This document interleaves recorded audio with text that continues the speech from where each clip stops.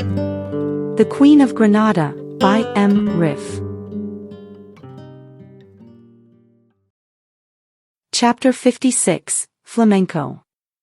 While taking a sip of his coffee, Tobar observed his son, Pal, from his wife's previous relationship, doing his homework at the back of the car. He sat at their small dining table, pulling a corner of the curtain aside to allow some light in for studying.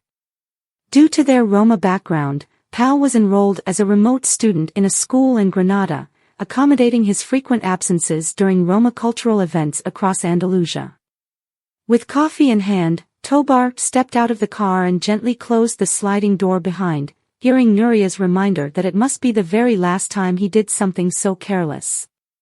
Sitting in the Land Rover, he took a sip of lukewarm coffee, acknowledging that his daughter was right, he had acted foolishly, but on the other hand, it had been their farewell evening. Throughout the night, they had gathered around a campfire, playing flamenco music on a guitar that had circulated among them. Occasionally, someone bursts into song, with others helping when lyrics were forgotten.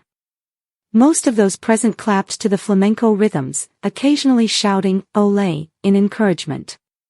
It was a small word, a way to release emotional energy, and it often came from those who could neither sing, nor suppress their desire to do it. A couple dancing flamenco style kicked up dust from the ground in the almond orchard, which was unsuitable for a dance floor, with quick foot movements. Their twisted bodies and raised arms resembled the flames that danced in the middle. Every year, they camped on the same farm belonging to an elderly gentleman who believed in generosity. He collected dry branches throughout the year for them to use as firewood. He thought that by helping the Roma migrants, his almond trees would be protected from natural disasters, and his harvest would thrive. As an elderly man, both his values and his plantation would soon become part of Malaga's past. The surrounding plantations had already been sold and converted into industrial plants or residential areas that expanded far beyond the city's original borders. As the night wore on, people retired to their tents and caravans, leaving only a few by the fire. Tobar turned to look at the city, the Mediterranean Sea, and the Atlas Mountains on the African coast in the distance. Although there was still some time until the sunrise, the sky above the water already showed a reddish hue. Gazing at the city below, he remarked, "They've turned off the streetlights in Malaga."